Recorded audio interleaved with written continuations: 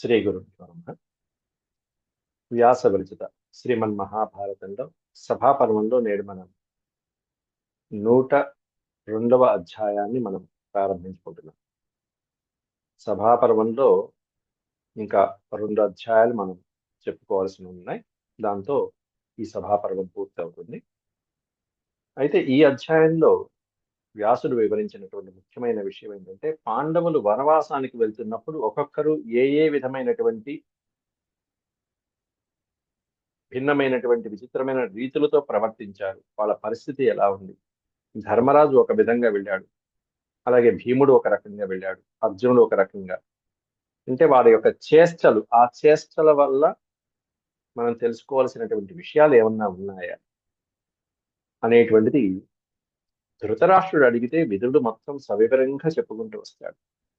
ఫలానా ఫలానా పాండవులు, ఇదిగో పంచపాండవులు ఒక్కొక్కళ్ళు ఎలా వెళ్ళారు, దాంట్లో ఉన్నటువంటి రహస్యం ఏంటి, అలా చేయడానికి కారణం ఏంటి అనేదంతా వివరంగా ధృతరాష్ట్రుడికి చెప్పడం అనేది నేడు మనం వివరించుకోబోతున్నాం. ముందుగా భగవత్ ప్రార్థన చేసుకుని ప్రారంభించుకున్నాం. ఓం శుక్లాంబరధరం విష్ణుం శశివర్ణం చతుర్భుజం ప్రసన్నవదనం ధ్యాయేత్ సర్వవిఘ్నోపశాంతయే. వ్యాసం వసిష్ఠనప్తారం శక్తేః పౌత్రమకల్మషం పరాశరాత్మజం వందే సుఖతాతం తపోనిధిం. వ్యాసాయ విష్ణురూపాయ వ్యాసరూపాయ విష్ణవే నమో వై బ్రహ్మనిధయే వాసిష్ఠాయ నమో నమః. నారాయణం నమస్కృత్య నరం చైవ నరోత్తమం దేవీం సరస్వతీం వ్యాసం తతో జయముదీరయేత్. సభాపర్వం, అందులో 101వ అధ్యాయం. ఈ అధ్యాయంలో 102వ అధ్యాయం. ధృతరాష్ట్రేణ విదురం ప్రతి పాండవానాం వనప్రస్థాన సమయే చేష్ట విశేష ప్రశ్నే. వాళ్ళు ఏ ఏ చేష్టలు చేశారు, ఆ చేష్టల యొక్క విశేష కథన పూర్వకం తత్తద్ అభిప్రాయ ఆవిష్కరణం. దాంట్లో ఉన్నటువంటి ఆ చేష్ట అలా చేయటానికి గల కారణం ఏమిటి అనేటువంటి వివరణ అంతా కూడా విదురుడు చెప్పడం జరుగుతుంది. ఆ తర్వాత ద్రోణేన దుర్యోధనాయ హితోపదేశ. ఈ అధ్యాయం చివరిలో ద్రోణాచార్యుడు దుర్యోధనుడికి హితోపదేశం చేయటం. ఏముంది, ఏం ఉపయోగం లేదు. అట్లాంటి విషయాలు ఈ అధ్యాయంలో ప్రస్తావించారు. శ్రీ వైశంపాయన ఉవాచ తమాగతమధో రాజా విదురం దీర్ఘదర్శినం సాశంక ఇవ పప్రచ్ఛ ధృతరాష్ట్రోంబికాసుతః. అంబికా కుమారుడైనటువంటి ధృతరాష్ట్రుడు విదురుని పిలిపించాడు. అప్పుడే వెళ్ళాడు. పాండవులు వెళ్ళగా కుంతీదేవికి నచ్చజెప్పి విదురుడు అప్పుడే తన అంతఃపుర భవనానికి వెళ్తే ధృతరాష్ట్రుడు మళ్ళీ వెంటనే పిలిపించేశాడు. ఎందుకంటే ఈయనకి నిద్ర పట్టదు, తప్పు చేసిన వాళ్ళకి నిద్ర పట్టదు కాబట్టి. దీర్ఘదర్శనం విదురం, దీర్ఘదర్శి అయినటువంటి ఆ విదురుణ్ణి సాశంక ఇవ పప్రచ్ఛ, తన అనుమానాన్ని నివృత్తి చేసుకోవడానికి ఈ విధంగా అడుగుతున్నాడు. ఏమని అడుగుతున్నాడంటే విదురుణ్ణి, కథం గచ్చతి కౌంతేయో ధర్మపుత్రో యుధిష్ఠిరః భీమసేన సవ్యసాచీ మాద్రీ పుత్రీ చ పాండవౌ. పాండవులు ఏ విధంగా వెళ్ళారు, అరణ్యానికి వెళ్ళేటప్పుడు వాళ్ళ సౌమ్యముఖం అంటే వాళ్ళ యొక్క ముఖ కవళికల్ని బట్టి కూడా ధృతరాష్ట్రుడు ఒక అంచనాకి రాగలడు. వాళ్ళు సాధారణంగా ఉన్నారా, బాధలో ఉన్నారా, లేకపోతే కోపంతో ఆగ్రహావేశంతో ఉన్నారా అనేటువంటిదంతా, లేదా బాధపడుతూ ఏడుస్తూ వెళ్తున్నారా, దీన్ని బట్టి ఒక అంచనాకి వస్తాడు ధృతరాష్ట్రుడు. కథం గచ్చతి కౌంతేయ, కుంతీపుత్రులు ఎలా వెళ్ళారు, ఆ ధర్మపుత్రుడైనటువంటి యుధిష్ఠిరుడు ఎలా వెళ్ళాడు, భీమసేనుడు, సవ్యసాచి అర్జునుడు, మాద్రీపుత్రులైనటువంటి ఆ నకుల సహదేవులు ఎలా వెళ్ళారయ్యా వెళ్ళేటప్పుడు. ధౌమ్యశ్చైవ కథం క్షత్త ద్రౌపదీ చ యశస్విని. అలాగే వాళ్ళ పురోహితుడైనటువంటి ధౌమ్య మహర్షి ఎలా వెళ్ళాడు, ద్రౌపది ఎలా వెళ్ళింది, యశస్విని అయినటువంటి ద్రౌపది పతివ్రత అయినటువంటి ద్రౌపది ఎలా వెళ్ళింది? ఇవన్నీ శ్రోతుమిచ్చామ్యహం సర్వం తేషాం శంస విచేష్టితం. వాళ్ళ యొక్క చేష్టలు, ఆ చేష్టల యొక్క అంతరార్థాలు శ్రోతుమిచ్చామి అహం, నేను వినాలని కోరుకుంటున్నానయ్యా విదుర. కాబట్టి వాళ్ళు ఎలా వెళ్ళారు వెళ్ళేటప్పుడు, ఎందుకంటే ఈయన చూడలేడు కాబట్టి అవన్నీ విదురుడు చక్కగా వివరించి చెప్పగలడు. అదే సాధారణమైనటువంటి సేవకుడైతే ఎంతవరకు వివరిస్తాడు? వాళ్ళు చేసిన చేష్టల వరకే వివరిస్తాడు. కానీ విదురుడు ఆ చేష్టలో ఉన్న అంతరార్థంతో పాటు వివరించగలిగినటువంటి వాడు కాబట్టే, అందువలన దీర్ఘదర్శనం విదురం అనే పదం పెట్టారు. దీర్ఘదర్శనం. అప్పుడు విదురుడు అంటున్నాడు, విదుర ఉవాచ వస్త్రేణ సంవృత్య ముఖం కుంతీపుత్రో యుధిష్ఠిరః బాహూ విశాలౌ సంపశ్యన్ భీమో గచ్చతి పాండవః. అయ్యా ధృతరాష్ట్ర మహారాజా, అడిగావు కాబట్టి చెప్తున్నా విను. వెళ్ళేటప్పుడు వాళ్ళందరూ ఒక్కొక్కళ్ళు ఒక్కో చేష్టలు చేసుకుంటూ వెళ్ళారయ్యా. దాంట్లో కుంతీపుత్రుడైనటువంటి పెద్దవాడైనటువంటి జ్యేష్ఠుడు యుధిష్ఠిరుడు వస్త్రేణ ముఖం సంవృత్య, ఉత్తరీయంతో ముఖాన్ని కప్పుకుని వెళ్ళాడు. సంవృత్య, ముఖం కనిపించకుండా ఉత్తరీయం అడ్డు పెట్టుకుని వెళ్ళాడు. మరి భీమసేనుడు బాహు విశాలౌ సంపశ్యన్, తన భుజ పరాక్రమాలను జబ్బలు తలుచుకుంటూ, తన భుజాలను చూపించుకుంటూ, కండలను చూపించుకుంటూ, ఇలా ఇలా తలుచుకుంటూ భీమసేనుడు బయలుదేరాడయ్యా వెళ్ళేటప్పుడు. మరి అర్జునుడు ఎలా వెళ్ళాడు? సికతా వపన్ వపన్ సత్యసాచి. సికతా వపన్, వపనము అంటే చల్లటం, విత్తనాలు చల్లినట్టుగా ఇసుకను చల్లుకుంటూ వెళ్ళాట అర్జునుడు. సికతము అంటే ఇసుక. సికతా వపన సవ్యసాచీ రాజామనుగచ్చతి మాద్రీపుత్ర సహదేవో ముఖమాలిప్య గచ్చతి.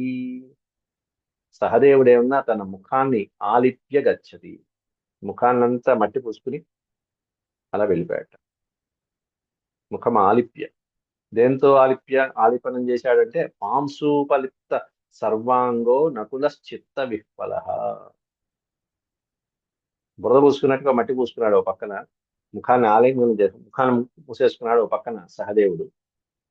ధూళితో దుమ్ముతోనేమన్నా, పాంసు అంటే ధూళి, ధూళితో తన యొక్క సర్వాంగాలని కూడా నకులుడు అలా రాసుకుంటూ వెళ్తున్నట్టు ఓ పక్కన. ధర్మరాజు ఏమన్నా ముఖాన్ని ఆచ్ఛాదనం చేసుకున్నాడు, భీమసేనుడైనా భుజపరాక్రమాలు చూపిస్తున్నాడు, సవ్యసాచి అయినటువంటి అర్జునుడు ఏమన్నా ఇసకని అలా చల్లుకుంటూ వెళ్తున్నాడు, సహదేవుడేమన్నా ముఖాన్ని ఆలిప్య, ముఖం మూసేసుకున్నాడు, ముఖాన్ని అంతా మట్టి పూసేసుకున్నట్టుగా చేసుకున్నాడు. అలాగే నకులుడేమన్నా ఈ మట్టి రేణువులని ఒళ్ళంతా శరీరానికి పూసుకుని వెళ్తున్నాడు. అయితే దర్శనీయతమోలోకే రాజానమనుగచ్చతి కృష్ణాతు కేశై ప్రచ్ఛాద్య. కృష్ణ అంటే ద్రౌపది. ద్రౌపది ఏం చేసుకుని వెళ్ళింట? తన యొక్క కేశములతో తన ముఖాన్ని ప్రచ్ఛాదనం చేసుకుంది, కేశాలతో కప్పేసుకుని ఇలా ముందుకు వేసుకుంది. కేశై ప్రచ్ఛాద్య ముఖమాయతలోచన, తన ముఖాన్ని కేశములతో కప్పేసుకుని వెళ్ళింది. అంత చక్కటి సుందరమైనటువంటి స్త్రీ దర్శనీయ ప్రరుదతి రాజానమనుగచ్చతి. చూడచక్కనటువంటి పతివ్రత ఆ ద్రౌపదీదేవి తన కేశములతో ముఖాన్ని ఆచ్ఛాదనం చేసుకుని ప్రరుదతి, బాధపడుతూ ఏడుస్తూ వెళ్ళిందయ్యా మహారాజా. వీళ్ళందరిది ఒక ఎత్తు అయితే, ముందు నడుస్తున్నటువంటి, వెనకాల నడుస్తున్నటువంటి ధౌమ్య పురోహితుడు వారు, ధౌమ్యో రౌద్రాణి సామాని యామ్యాని చ విశాంపతే. ధౌమ్యుడు సామగానం చేస్తున్నట్ట, సామాని గాయాన్ని, రుద్రమంత్రాలతో ఏవైతే రౌద్రాన్ని కలిగించేటువంటి యముడికి సంబంధించినటువంటి సామ మంత్రాలు ఏవైతే ఉంటాయో వాటిని గానం చేసుకుంటూ గాయన్ గచ్చతి మార్గేషు కుశానాదాయ పాణిన, ఒక చేతితో దర్భలు పట్టుకుని ఈ సామగాన మంత్రాలని గానం చేసుకుంటూ ధౌమ్యుల వారు నడుస్తున్నారయ్యా వాళ్ళతో పాటు అని చెప్పి విదురుడు చెప్పాడు. ఆశ్చర్యపోయాడు ధృతరాష్ట్రుడు. ఎంత తలబాదుకున్న అర్థం కాల గుడ్డి మహారాజుకి. ఎందుకంటే వాళ్ళు బాధపడుతూ వెళ్తున్నారా, సరే దాన్ని బట్టి అర్థం చేసుకోవచ్చు. లేకపోతే క్రోధంతో ప్రతిజ్ఞలు చేస్తూ వెళ్తున్నారా అర్థం చేసుకోవచ్చు ముఖాలను బట్టి. ఒక్కొక్కళ్ళు ఒక్కో చేష్టలు చేస్తున్నారే ఇక్కడ. ఏమిటి దీంట్లో ఉన్న సంకేతాలు ఏమిటి? దాంతో ధృతరాష్ట్రుడికి ఈ అంధకారమయమైనటువంటి జ్ఞాన సంపత్తి కలిగినటువంటి ధృతరాష్ట్రుడికి అర్థం కాదు. అందువలన అద్భుతమైనటువంటి ప్రావీణ్యుడైన విదురుణ్ణి అడుగుతున్నాడు ధృతరాష్ట్రుడు. ధృతరాష్ట్ర ఉవాచ వివిధానీహ రూపాణి కృత్వా గచ్చంతి పాండవాః తన్మమాచక్ష్వ విదురా కస్మాదేవం వ్రజంతి తే. కస్మాత్ ఏవం వ్రజంతి. ఒక్కొక్కళ్ళు ఒక్కొక్క విధమైనటువంటి చేష్టలు చేసుకుంటూ వెళ్ళారయ్యా విదురా. ఈ వివిధమైనటువంటి చేష్టలు చేసుకుంటూ వెళ్ళటం దీంట్లో ఉన్నటువంటి రహస్యం ఏంటి? వారు ఎందుకు అట్లా ఆ విధంగా చేశారు? నీకు తెలిస్తే చెప్పు అంటూ విదురుణ్ణి ప్రశ్నించాడు. అక్కడ తన్మమాచక్ష్వ విదుర కస్మాత్, ఎందువలన ఈ విధంగా చేశారు? ఈ ఒక్కొక్కళ్ళు భిన్నమైనటువంటి రీతిలో. అప్పుడు విదురుడు దాంట్లో ఉన్నటువంటి మర్మాన్ని, ఆ రహస్యాన్ని చెప్తున్నాడు. నికృతస్యాపి తే పుత్రైర్ హృతే రాజ్యధనేషు చ న ధర్మాచ్చలతే బుద్ధిర్ ధర్మరాజస్య ధీమతః. అదృష్టమయ్యా ధర్మరాజు, ఇన్ని కష్టాలు వచ్చినా కూడా నీ కుమారుడి చేత అన్యాయంగా రాజ్యము ధనము అంతా కూడా అపహరించబడినప్పటికీ కూడా ధర్మ మార్గము నుండి నచ్చలతే ధర్మరాజస్య బుద్ధి. ఆ ధర్మరాజు యొక్క బుద్ధి ధర్మ మార్గము నుండి చెలించడం లేదు, తొలగిపోకుండా నిశ్చలంగా ఉంది. ఆయన యొక్క బుద్ధి మాత్రం అలా ఉంది అని చెప్పి విదురుడు చెప్తున్నాడు. దాంట్లో ఉన్న సంకేతం చెప్పి, అంటే ఆ ధర్మ మార్గంలోనే ఉన్నాడు తప్ప కోపము, ద్వేషము, బాధ, అయ్యో రాజ్యం పోయింది అని ఓ కుమిలిపోయి ఏడుస్తూ వెళ్తాం ఇట్లాంటివి లేవు అసలు. ధర్మ మార్గం ఏంటంటే పెద్దవాళ్ళ మాట వినాలి. ఆ మాట విన్నాడు, కట్టుబడి ఉన్నాడు. నీ కుమారులు అన్యాయం చేశారు, నీ పుత్రులు కపటంతో వ్యవహరించారు, అట్లా చేశారు. యోసౌ రాజా ఘృణీ నిత్యం ధార్తరాష్ట్రేషు భారత. నీ కుమారులు వాళ్ళ పట్ల ఎంతో అన్యాయం చేశారు. నిష్కపటం, అంతా కపటమే, అంతా కపటమే. ధార్తరాష్ట్రేషు అంటే ధృతరాష్ట్రుని పుత్రుడైనటువంటి నీ పుత్రుడైనటువంటి కౌరవులు 100 మంది కూడా నిత్యము ప్రతి నిత్యము ఆ మహారాజుకి అన్యాయం చేద్దామని నికృత్యా భ్రంశితం క్రోధాన్ నోన్మీలయతి లోచనే. నీ పుత్రుడు ఎల్లప్పుడూ ధర్మరాజుని నాశనం చేయాలని ప్రయత్నిస్తే, కానీ ధర్మరాజు మాత్రం నీ పుత్రుల ఎడ ఎల్లప్పుడూ కూడా దయా స్వభావంతో ఉన్నాడయ్యా అని చెప్తున్నాడు విదురుడు అక్కడ. ఇది ఎంత అదృష్టమవుతో అండి.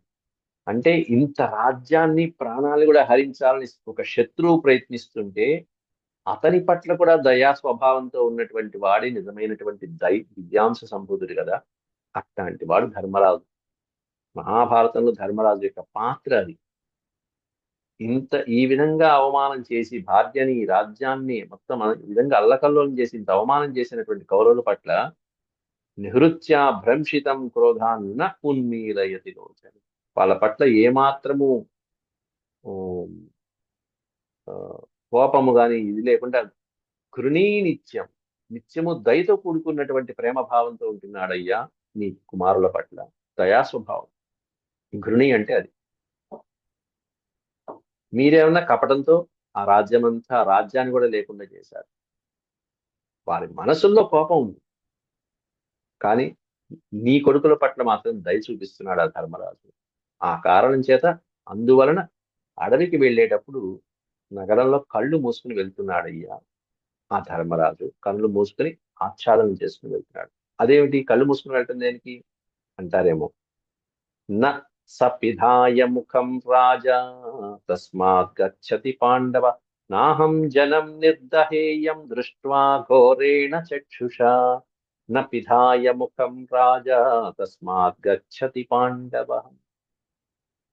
మనసులో ఉన్నటువంటి కోపం అనేటువంటిది కళ్ళ ద్వారా నిర్గతం అవ్వకుండా ఉన్మీలయతి లోచనే, క్రోధోన్మీలయతి లోచనే. క్రోధంతో అలా కళ్ళు తెరిచి చూస్తే ఏమైపోతుందో, ఏమైపోతుందో, సాధారణమైనటువంటి అమాయకులైనటువంటి ప్రజలు ఏమైపోతారో అని చెప్పి ఆ నేత్రముని మూసుకుని పైన ఆచ్ఛాదనం చేసుకుని వెళ్తున్నాడు. నాహం జనం నిర్దహేయం. తన లోపల ఉన్నటువంటి క్రోధం అనేటువంటి అగ్ని ఆ కంటి నుంచి వచ్చి అతని యొక్క కంటి నుంచి వచ్చి అమాయకమైనటువంటి ప్రజల్ని ఎక్కడ దహిస్తుందో అని అనుమానంతో దృష్ట్వా ఘోరేణ చక్షుష అన్నారు. ఆ క్రోధం అనేది ఘోరమైనటువంటి చక్షుల నుండి బహిర్గతమయ్యి అమాయక ప్రజలు ఎక్కడ దగ్ధమైపోతారో దహించుకుపోతారో అని చెప్పి సహ పిధాయ ముఖం రాజా, ఆ ధర్మరాజు తన ముఖాన్ని పిధాయ ఒక వస్త్రంతో ఆచ్ఛాదనం చేసుకుని వెళ్తున్నాడయ్యా మహారాజా. ఇది ధర్మరాజు యొక్క పరిస్థితి. అతడు గనక కోపంతో చూశాడు అంటే దగ్ధమైపోయేటువంటి శక్తి సంపన్నత తపశ్శక్తి కలిగినటువంటి వాడు ధర్మరాజు. అది శక్తి తెలిసి ఆ విధంగా ఆచ్ఛాదనం చేసుకుంటున్నాడు. ఈ శక్తులు దుర్యోధనాదులకు ఉన్నాయా? లేవు. అది వాళ్ళ స్థితి, ఇది వీళ్ళ స్థితి. అయితే మరి భీమసేనుడు ఎలా వెళ్తున్నాడు అంటే యథాచ భీమో వ్రజతి నిగదత శృణు. భీమసేనుడు ఎలా వెళ్ళాడు అనేటువంటి దాని అంతరార్థం చెప్తాను వినమయ్యా. బాహుర్బలే నాస్తి సమో మమేతి భరతర్షభ బాహూ విశాలౌ కృత్వా సౌతేన భీమోపి గచ్చతి బాహూ విదర్శయన్ రాజన్ బాహుద్రవిణ దర్పితః.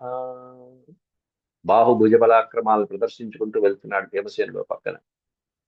అంటే నాతో ఈ భుజ పరాక్రమాలతో సమానమైనటువంటి వాడు ఇంకెవడు లేనే లేడు అనేటువంటి భావాన్ని చెప్తున్నాడు అక్కడ మొట్టమొదట.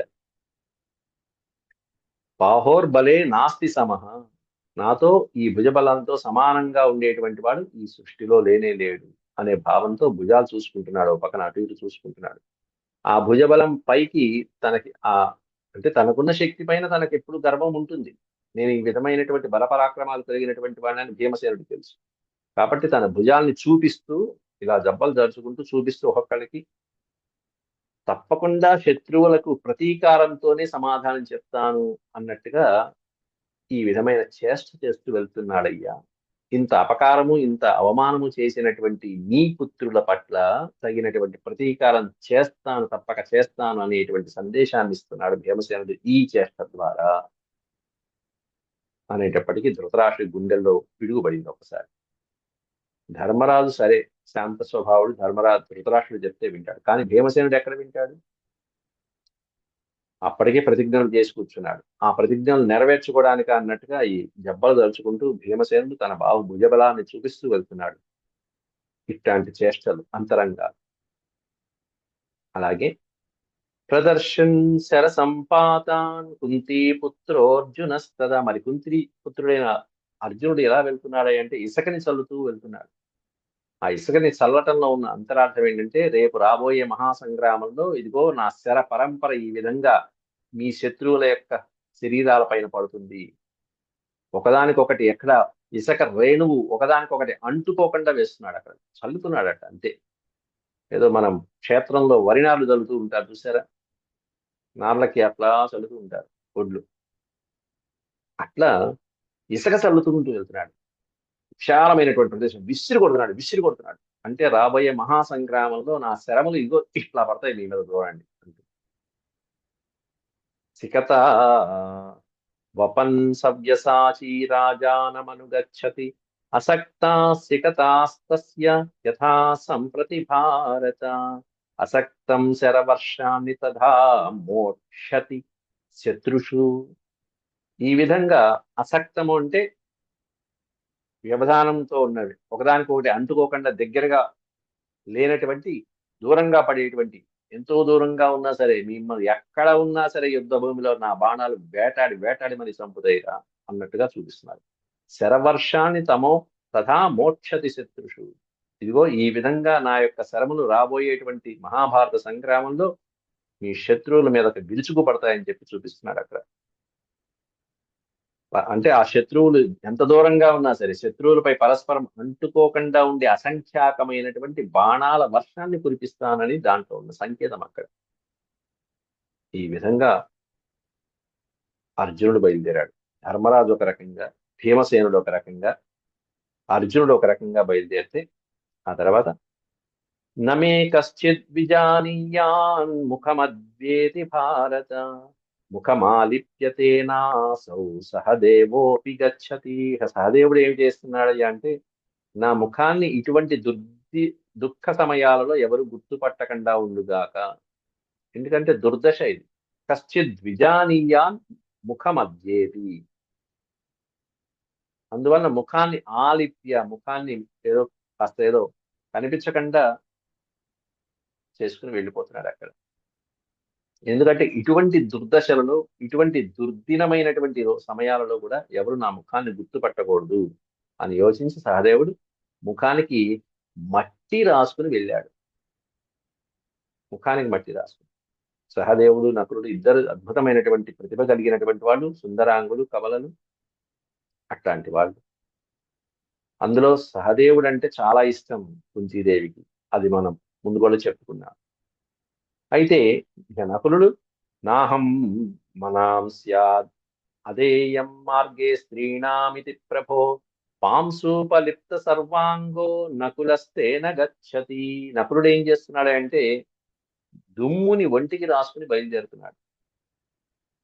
పాంసూపలిప్త సర్వాంగ, సమస్తమైనటువంటి అంగములకి పాంశు అంటే ధూళిని రాసుకుని బయలుదేరాడు. దేనికంటే నా యొక్క ఈ సుందర దేహం చూసి స్త్రీలు అక్కడ ఏ విధమైనటువంటి వికారాలకి లోనవ్వకుండా ఉండటం కోసం అని చెప్పేసి ఈ విధమైనటువంటి అవమానకరమైనటువంటి పరిస్థితుల్లో, క్లిష్టమైనటువంటి పరిస్థితుల్లో రూపము, సౌందర్యము ఇవి కాదు చూడవలసినవి. కాబట్టి అంతటి అందగాడు నకులుడు, నకుల సహదేవుడు. కాబట్టి ఈ రూప సౌందర్యాలు కలిగినటువంటి ఈ నకులుడు ఏం చేశాడంటే ఎక్కడ ద్రోవలో తాను వెళ్ళేటువంటి ఆ వనవాస సమయాలకు వెళ్ళేటువంటి ఆ దోవలో ఎక్కడ స్త్రీల చేత ఆకర్షించబడకుండా ఉండటం కోసం అని చెప్పేసి ఈ విధమైనటువంటి ధూళిని శరీరం అంతా పూసుకుని వెళ్ళాడు. అయ్యా, ఇంతకాలం ఎలా ఉన్నారు వాళ్ళు, అద్భుతమైనటువంటి తేజస్సుతో, రథాలతో, మంచి అద్భుతమైన అలంకారాలతో. అట్లాంటి మట్టి బురద పూసుకుని ధూళితో వెళ్తున్నారు వాళ్ళు. ఇక ద్రౌపది పరిస్థితి ఎలా ఉందో కూడా వర్ణించాడు అక్కడ. ఏక వస్త్ర ప్రరుదతి ముక్తకేశీ రజస్వల శోణితేనాక్తవసన ద్రౌపది వాక్యమబ్రవీత్.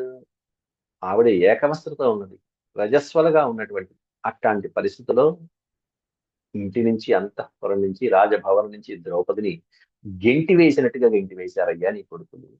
ఇంత అవమానం చేశారు. ఆ ద్రౌపది ఒంటి మీద ఏకవస్త్రగా ఉంటే ఆమె వెంట్రుకలు చెదిరిపోయి ముడి లేకుండా రజస్వలుగా ఉన్నటువంటి ఆమె శరీరం మీద ఆ ముఖాన్ని కప్పేసుకుని ఆచ్ఛాదనం చేసుకుని వెళ్తుంది.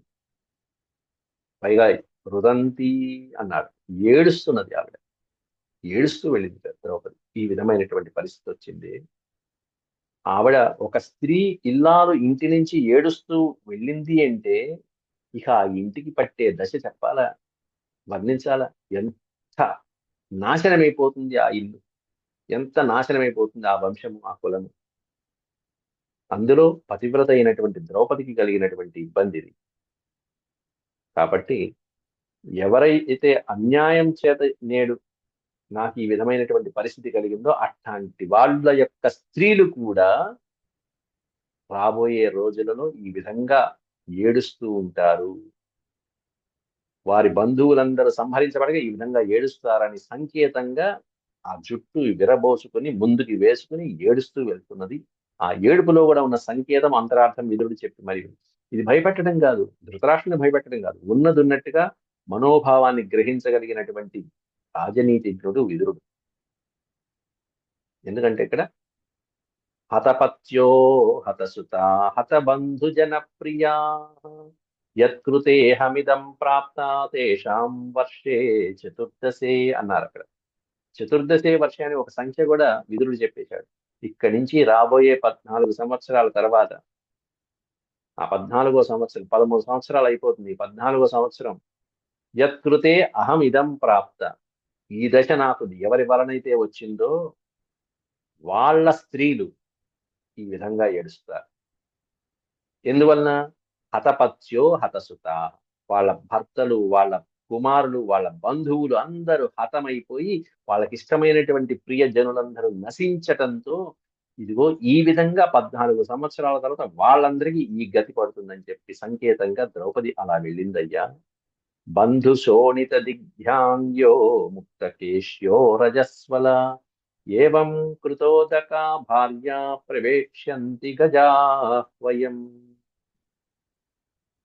కాబట్టి ఈ విధంగా వాళ్ళకి ఈ విధమైనటువంటి స్థితి 14 సంవత్సరాల తర్వాత పడుతుంది. వాళ్ళ మృతదేహాలపైన ఏడుస్తూ కూర్చుని వారి అవయవాలు అంతా కూడా వాళ్ళ భర్తలు, వాళ్ళ యొక్క బంధువులు, వాళ్ళ బిడ్డల యొక్క అవయవాలని యుద్ధ రంగంలో మొత్తం దుమ్ము, ధూళి, రక్త మాంసాలు ఛిద్రమైపోయి వెంట్రుకలు విరబోసుకుని వాళ్ళ బంధువుల యొక్క శవాల మీద పడి ఏడుస్తూ పొర్లుతూ ఉంటే ఆ తిలోదకలు ఇచ్చి ఆ తర్వాత ఆ తిలోదకములు కూడా ఇచ్చి ఆ తర్వాత హస్తినాపురానికి ఏ విధంగా అయితే ప్రవేశిస్తూ ఏడుస్తూ ఉంటారో అట్లాంటి దశకి సంకేతంగా ద్రౌపది వెళ్ళిందయ్యా మహానుభావ ధృతరాష్ట్ర అని చెప్పి బంధు శోణిత దిగ్భ్యాంగ్య. శోణితం అంటే రక్తము మొదలైనటువంటి వాటితో కూడుకున్నటువంటి అంగములు కలిగి ముక్తకేశ్యో రజస్వలా, కేశములన్నీ విడిపోయి ఏవం కృతోదక భార్య. కృత ఉదక అంటే ఆ చనిపోయినటువంటి వాళ్ళకి ఉదక సంస్కారాలు మొదలైనటువంటివన్నీ చేసి ఆ చనిపోయినటువంటి వాళ్ళ యొక్క కౌరవుల యొక్క భార్యలు గజాహ్వయం ప్రవేశ్యంతి, హస్తినాపురానికి ప్రవేశిస్తున్నట్టుగా సంకేతంగా ఆవిడ వెళ్తుందయ్యా.